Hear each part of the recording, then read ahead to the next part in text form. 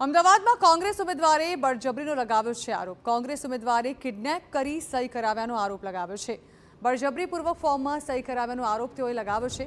તેઓએ કહ્યું છે કે 3 કારમાં આવેલા લોકો બળજબરીથી જિલ્લા પંચાયત લઈ ગયા। રાણી ફોર્ડના કોંગ્રેસના મહિલા ઉમેદવારે આ ગંભીર આક્ષેપ લગાવ્યા છે।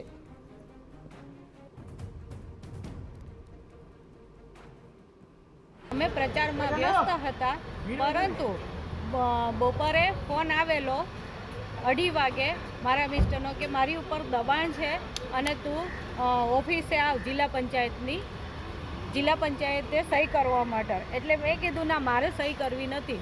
તો કે ના, તું સહી કર, કારણ કે એવું દબાણ છે એટલા માટે, અધિકારીઓનું દબાણ હોવાથી મને સહી માટે 2 જણા અમારી ગાડી વચ્ચેથી, અમારી પાછળ 3 જણા હતા, 3 ગાડીવાળા હતા।